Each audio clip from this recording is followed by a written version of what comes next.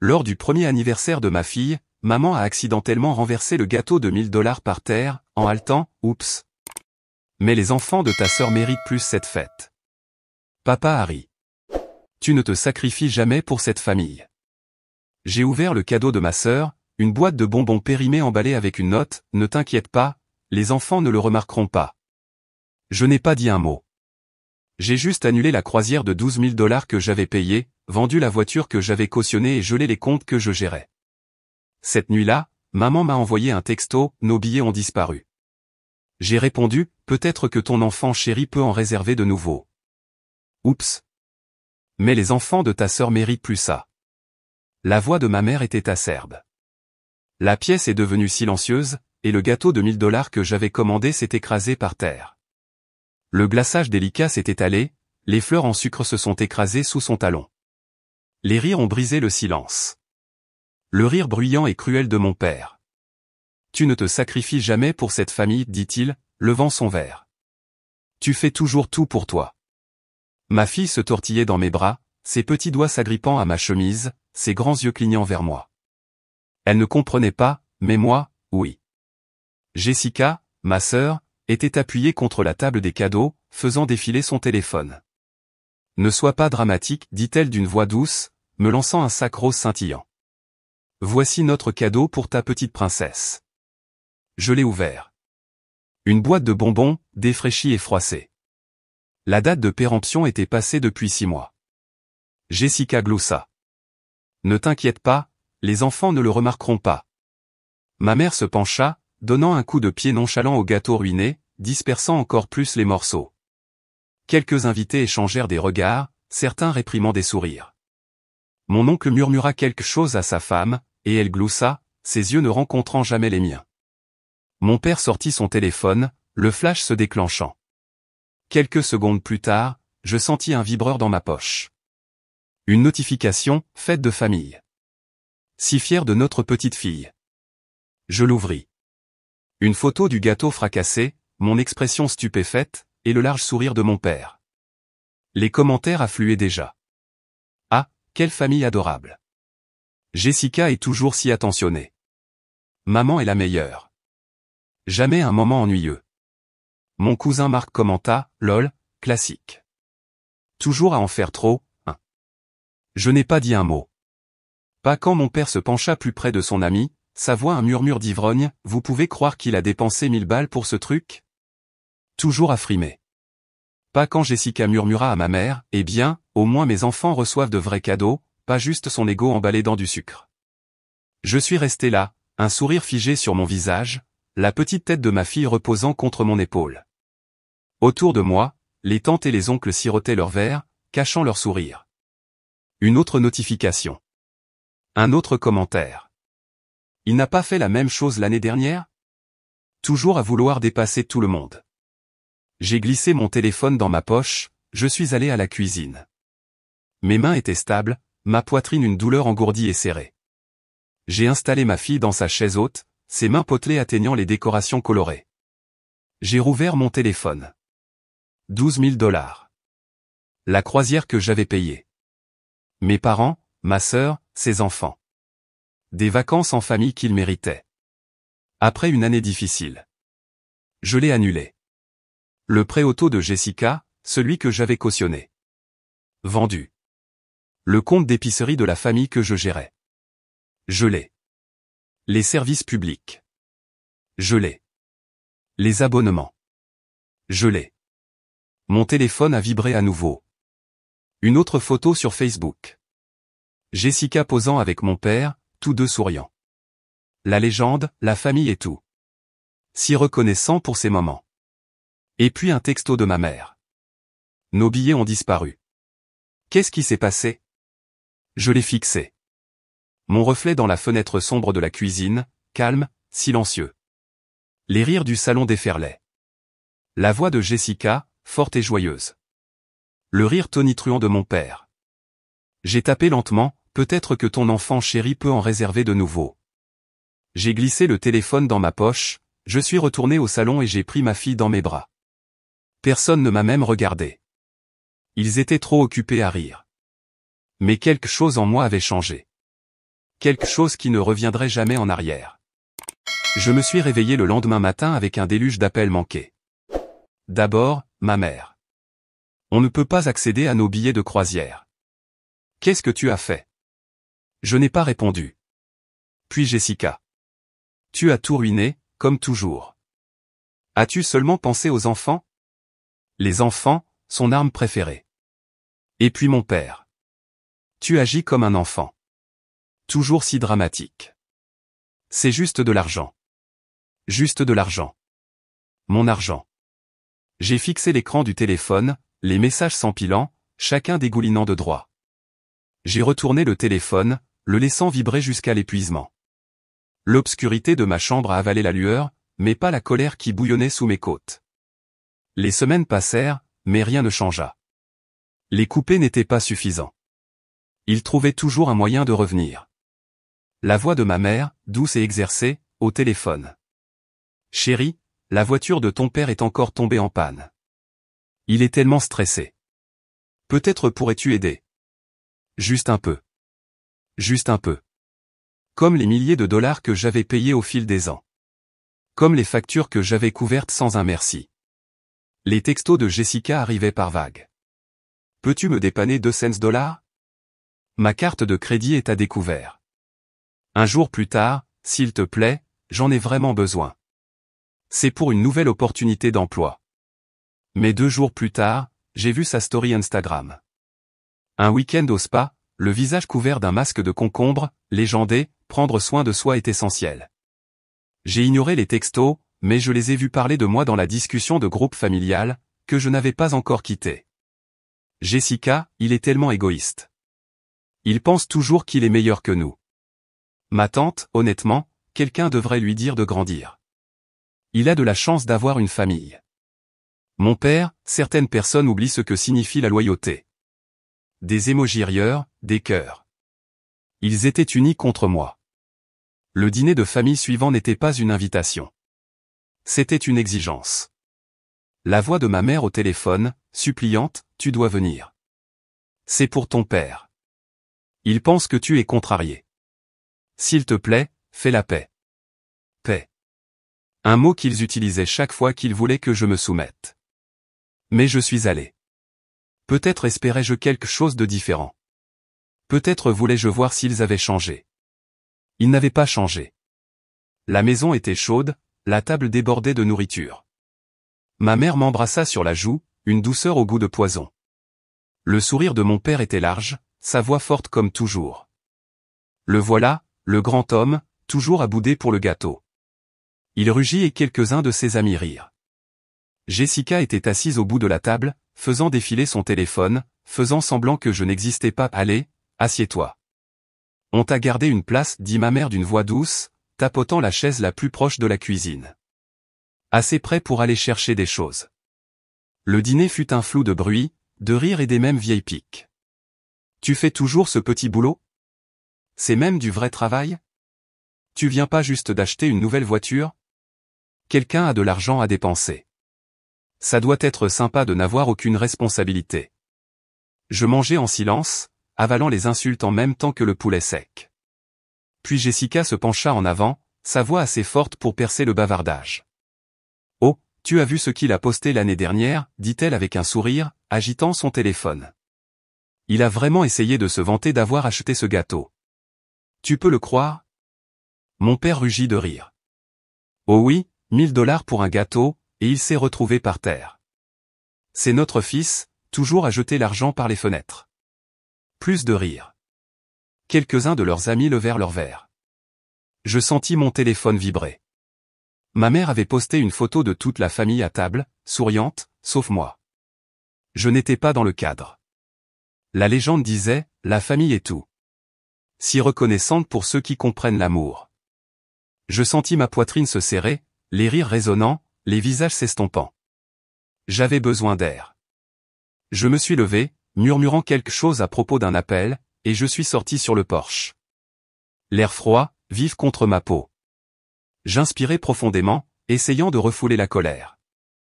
Mais alors je les entendis. La fenêtre de la cuisine était ouverte, juste un peu, et leur voix s'échappait, étouffée mais claire. Il est si sensible. Tu as vu sa tête? La voix de Jessica, épaisse de moquerie. Il le mérite, dit mon père en gloussant. Après tout ce que nous avons fait pour lui, il pense qu'il peut juste s'en aller. Ne t'inquiète pas, chuchota la voix de ma mère. Il revient toujours. Tout ce que nous devons faire, c'est dire que nous sommes en difficulté, et il ne peut s'empêcher d'aider. Et s'il ne le fait pas, demanda Jessica en gloussant. On lui dit juste qu'il est égoïste. Il déteste ça. Toujours à essayer de prouver qu'il est meilleur que nous, dit mon père. Des rires. De vrais rires cruels. Mes mains agrippèrent la rampe du Porsche, mes jointures blanchissant. Je ne pouvais pas respirer. J'étais leur blague. Leur petite marionnette, le bon fils, le portefeuille avec un cœur. Je rentrais chez moi dans un état second, les mots tourbillonnant dans mon esprit. Les mensonges, la moquerie, la vérité. Ils ne m'aimaient pas. Ils ne me voyaient même pas. Les souvenirs s'abattirent sur moi, les années où j'avais payé leurs factures, couvert les dettes de Jessica, annulé des plans pour les aider. Chaque fois que je me disais que c'était la famille, chaque fois que je croyais à leurs excuses. Je n'étais jamais la famille. J'étais une commodité. Je me suis garé sur le côté, appuyant mon front contre le volant, luttant pour respirer. Puis mon téléphone a vibré à nouveau, une notification. Mon père avait posté un nouveau statut. La famille n'est pas celle qui aide quand c'est facile, c'est celle qui reste quand c'est difficile. Les commentaires affluaient, des émojis cœurs, des mots d'éloge.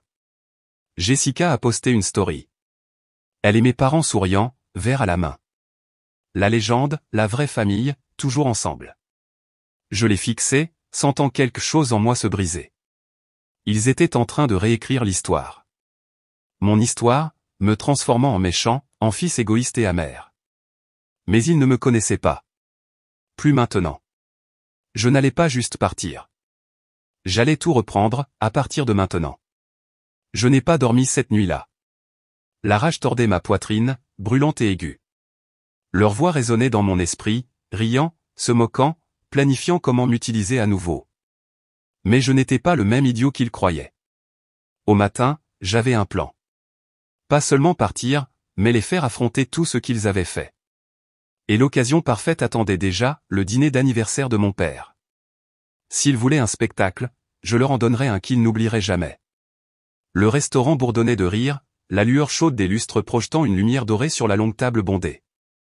L'anniversaire de mon père, une célébration digne d'un roi, les assiettes débordant de fruits de mer, les verres étincelants levés, et des toasts. Ma mère rayonnait, son bras drapé autour de son épaule. Jessica posait pour des selfies, sa voix perçant le bruit. Je suis entré doucement, un grand coffret cadeau élégamment emballé dans les bras. Les yeux se sont tournés, des murmures se sont répandus. Mon père sourit largement, levant son verre. Eh bien, il est venu. Entrez, entrez. On pensait que vous étiez trop occupé pour nous. La table gloussa. Le sourire de Jessica se resserra. J'ai souri en retour, prenant place. Le cadeau était au centre de la table, une pièce maîtresse scintillante. Mon père ne pouvait pas s'arrêter de le fixer, ses yeux brillants de cupidité. Le dîner continua, un brouillard d'histoires que j'avais entendu 1000 fois. Mon père se vantant de ses années difficiles en affaires. Ma mère s'évanouissant sur l'importance de la famille. Jessica se penchant vers un groupe d'amis, sa voix baissant en un murmure, je veux dire, il est toujours si dramatique, il agit comme s'il était meilleur que tout le monde. Mais bien sûr, il revient toujours en rampant. Je n'ai pas réagi. Pas encore. Je les regardais. Leur rire, leur sourire suffisant, la façon dont le bras de mon père se resserrait autour de l'épaule de ma mère. Une image parfaite d'unité familiale. Jusqu'au moment venu. Mon père s'éclaircit la gorge, levant son verre. Je veux vous remercier tous d'être venus. La famille est tout. Et ce soir, je me sens comme l'homme le plus riche du monde. Un chœur d'acclamation, de verres qui s'entrechoquent. Jessica se pencha, son téléphone déjà prêt pour une autre photo de famille parfaite. Et c'est alors que je me suis levé. En fait, dis-je, ma voix calme mais assez forte pour faire taire la pièce. Avant de célébrer, j'aimerais partager quelque chose. Un cadeau. J'ai hoché la tête vers l'énorme coffret cadeau au centre de la table. Les yeux de mon père s'illuminèrent, son sourire s'élargissant. Eh bien, enfin. Un peu de gratitude, hein, rit-il. Je m'avançai, retirant soigneusement l'emballage scintillant. Lentement, je soulevai le couvercle. Des halètements se répandirent autour de la table. À l'intérieur, une épaisse pile de papier, chaque page soigneusement agrafée. Quoi, qu'est-ce que c'est ? Demanda ma mère, sa voix déjà tremblante. Je sortis la première page. C'est un registre de chaque paiement que j'ai fait pour cette famille au cours des 7 dernières années. Le prêt hypothécaire que j'ai payé pour votre maison, les factures que j'ai couvertes, chaque urgence qui s'est magiquement transformée en journée spa et vacances pour Jessica. La pièce est devenue silencieuse. Le sourire de mon père affaibli. De quoi tu parles ? Oh, je ne fais que commencer, continuai-je, sortant un autre jeu de papier. Relevé bancaire, virement sur vos comptes, toutes les fois où vous m'avez dit que vous étiez en difficulté, que vous aviez besoin d'aide. Le visage de Jessica pâlit. C'est ridicule. Pourquoi fais-tu ça ? Je me penchai en avant, ma voix ferme. Parce que je veux que tout le monde ici connaisse la vérité. La vérité sur la façon dont vous m'avez utilisé. Comment vous vous êtes moqué de moi dans mon dos, comment vous avez dit à vos amis que j'étais juste le portefeuille de votre famille. Je pris mon téléphone. Un simple tapotement, et les haut-parleurs crépitèrent. La voix de mon père retentit, limpide. Il est trop stupide pour le remarquer. On dit juste que c'est pour des réparations et il paie. La voix de Jessica suivit, cruelle et acerbe. S'il le découvre, et alors ? Il est désespéré d'obtenir notre approbation. Une vague de murmures choqués balaya la pièce. Les invités se tortillèrent inconfortablement, les yeux allant de moi à mes parents à Jessica. Ma mère se leva d'un bond, son visage un masque de rage. Comment oses-tu ? C'est un moment de famille. Vous avez eu la famille, lancai-je. Vous ne savez même pas ce que ça signifie. La famille ne vous utilise pas. La famille ne ment pas, ne triche pas, ne vole pas. La famille ne rit pas de votre douleur. Le petit ami de Jessica s'éloigna d'elle, son visage tordu de dégoût. C'est vrai, murmura-t-il, mais elle n'avait pas de réponse. Le visage de mon père était un mélange de choc et de fureur. Tu essaies de nous humilier devant tout le monde. Vous humilier, ris-je, froid et aigu. Vous l'avez fait vous-même. Vous avez fait de moi votre banque. Votre plan de secours. La voix de Jessica se brisa. Arrête. Tu gâches tout. Tout. Je m'approchai. Non, j'y mets fin. Je sortis un dernier papier. L'acte de la maison que je les avais aidés à acheter. C'était à mon nom. Elle est vendue. Votre vie de parasite est terminée. Mon père se jeta sur les papiers, mais je reculai. Vous pouvez essayer, mais c'est fait. Vos vacances annulées. Le prêt auto de Jessica vendu. Les services publics gelés. Ma mère trébucha, agrippant le dossier d'une chaise. Tu ne peux pas faire ça. Tu es notre fils. Non, dis-je, sentant le poids enfin se soulever de ma poitrine. Plus maintenant. Le restaurant était d'un silence de mort. Les invités regardaient, certains sortant leur téléphone, d'autres chuchotant. Les amis de Jessica se tortillèrent inconfortablement, s'excusant un par un. Et puis le petit ami de Jessica se leva. Il la regarda, le dégoût sur le visage. Je n'arrive pas à croire. Tu es si égoïste. Il se retourna et sortit. Le cri de Jessica était rauque, désespéré. Mon père criait quelque chose, des menaces, des insultes. Ma mère sanglotait, essayant de m'attraper par la manche, mais je reculai, laissant sa main tomber. Je vous ai aimé, dis-je calmement. J'ai essayé de vous aider. Mais vous ne m'avez jamais vu comme de la famille. Juste un portefeuille. Et maintenant, ça a disparu. Je me suis retourné, traversant la mer de visages choqués, les portes du restaurant se refermant derrière moi. L'air froid de la nuit me frappa, mais je me sentis léger, libre. Derrière moi, le bruit de leur monde brisé s'estompait déjà. J'ai claqué la porte derrière moi, le silence s'écrasant autour de moi comme une vague. Mais cela n'a pas duré. Mon téléphone a vibré avec une fureur qui correspondait à la tempête dans ma poitrine. Ma mère, s'il te plaît, mon chéri, parlons. Ton père est tellement contrarié. Mon père, ingrat, après tout ce que nous avons fait pour toi. Jessica, tu nous as humiliés devant tout le monde. J'ai laissé le téléphone tomber sur le canapé, l'écran clignotant toujours. Je m'en fichais. Il voulait une guerre. J'en avais assez de jouer les idiots. Mais alors un nouveau message est apparu. Un numéro inconnu. Je sais ce qu'ils ont fait. Je peux vous aider. J'ai froncé les sourcils. Une arnaque, ou un autre jeu. Mais alors un autre message. Une photo. Ma famille. Mes parents, Jessica, assis autour de la table, riant. Le téléphone de mon père levé, la bouche grande ouverte de joie. La tête de ma mère renversée par le rire. J'ai senti quelque chose de froid saisir ma poitrine. Numéro inconnu, Jessica a utilisé votre nom pour autre chose. Plus gros. J'ai vérifié mon application bancaire. Rien ne manquait. Mais alors j'ai pensé à quelque chose de pire. J'ai appelé la banque. Oui, monsieur. Laissez-moi vérifier. Ah, il y a un prêt actif à votre nom. Contracté il y a 3 mois. 3 mois. Pendant que je payais encore leurs factures. 30 000 $. Signé par vous. Ma vision s'est brouillée. C'est impossible. Je n'ai rien signé. La voix a hésité. Je crains que les documents ne soient vérifiés. Votre signature est enregistrée. Jessica. Une colère froide s'est installée en moi. Elle ne m'a pas seulement utilisé. Elle m'a volé. Menti, falsifié, trahi. Et eux, mes parents, l'ont défendue, l'ont couverte, se sont moqués de moi.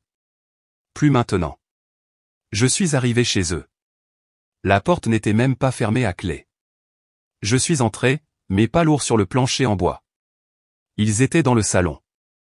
Jessica sur le canapé, ma mère à côté d'elle, mon père faisant les 100 pas. Quand ils m'ont vu, leurs sourires ont disparu. « Qu'est-ce que tu fais ici ?» aboya mon père, déjà sur la défensive. « As-tu contracté un prêt à mon nom ?» demandai-je, ma voix d'un calme troublant. J'ai contacté la banque immédiatement, déposant une plainte pour fraude. La banque m'a assuré qu'elle enquêterait, mais la trahison était indéniable. Le visage de Jessica pâlit. Ma mère se leva. « Chérie, ne faisons pas de scène, hein. » Une scène, ris-je, aigu et froid. Je viens de découvrir que je dois 30 000 $ pour un prêt que je n'ai jamais contracté. Jessica, as-tu falsifié ma signature? Sa bouche s'ouvrit, mais aucun mot ne sortit. Les larmes lui montèrent aux yeux, mais je n'étais pas ému. La voix de mon père s'éleva. Assez. Tu essaies de blâmer ta sœur pour tes problèmes. Je m'approchai, ma voix un grognement bas. J'ai la preuve. La banque a les documents. Sa signature, mon nom. 30 000 $ pris dans mon dos. C'est ça votre idée de la famille? Les mains de ma mère tremblèrent. Jessica, c'est vrai? Jessica craqua. J'en avais besoin. Je pensais que je pourrais le rembourser avant qu'il ne le découvre. Le rembourser avec quoi? Plus de mensonges? Plus de mon argent, lançai-je. Le visage de mon père se tordit de choc. Il se tourna vers Jessica. Toi? Tu nous as dit que c'était pour l'école. Pour un cours. Jessica sanglota, cachant son visage. Les yeux de ma mère se remplirent de larmes. Nous avons tout abandonné pour te sauver. Nous l'avons remboursé, et tu nous as aussi menti. Je reculai, laissant leur monde s'écrouler autour d'eux. C'est ça votre famille, dis-je, ma voix froide. Une famille de menteurs, de voleurs et de lâches. Mais c'est fini. Plus d'argent. Plus d'aide. Plus de silence. Tu ne peux pas juste partir, cria mon père. Nous sommes la famille. La famille, ris-je. La famille ne vole pas. La famille ne détruit pas les mariages. La famille ne transforme pas leur fils en portefeuille. Ma mère trébucha. S'il te plaît, ne fais pas ça. Nous essayons de te protéger. Me protéger? Je secouai la tête. Non, vous vous êtes protégé vous-même, et vous m'avez détruit. Mais ça se termine maintenant. Je me suis retourné et je suis sorti. La voix de mon père était un rugissement désespéré. Si tu pars maintenant, tu es mort pour nous. Je n'ai même pas regardé en arrière. Dehors, l'air froid me frappa le visage, vif et pur. Je les respirais, ma poitrine se soulevant, le poids s'en allant. Ils étaient morts pour moi, et j'étais libre. Je n'ai pas regardé en arrière. Ni quand l'air froid me piquait les joues. Ni quand le silence de mon appartement m'a enveloppé comme une couverture. Mais je n'étais pas seul. La petite voix de Lily m'a ramené au présent. Papa, regarde. Je nous ai dessiné. Elle leva sa tablette. Un gribouillis coloré d'une maison, d'un fils et de 2 visages souriants. Juste nous deux. C'est parfait, murmurai-je, la serrant dans mes bras. Mon téléphone a vibré à nouveau. Un autre courriel. Ma mère me suppliant de parler, un autre de mon père, en colère, m'accusant de ruiner la famille. Je ne les ai pas lus. Je n'avais pas besoin de le faire.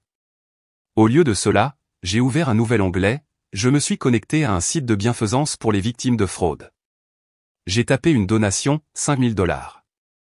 Sous le nom du donateur, j'ai tapé « Jessica Monsieur soutient à ceux qui ont tout perdu ». J'ai envoyé le reçu à ma mère avec une seule ligne « Maintenant, j'aide vraiment la famille ». Les jours se sont transformés en semaines. Mon entreprise de conseil s'est développée. Les clients sont arrivés, le travail a prospéré. J'allais chercher Lily à l'école, je l'aidais avec ses devoirs, je lui lisais des histoires le soir. De temps en temps, un nouveau courriel arrivait, les supplications de ma mère, la colère de mon père, même les excuses désespérées de Jessica. Ils allaient directement à la poubelle. Ils avaient eu leur chance. Ils ont choisi les mensonges. Un soir, alors que les lumières de la ville scintillaient devant la fenêtre de mon bureau, Lily m'a serré dans ses bras. « Papa, tu es heureux. » J'ai souri, sentant le poids enfin disparu. « Oui, ma chérie, ai-je murmuré, l'embrassant sur le front.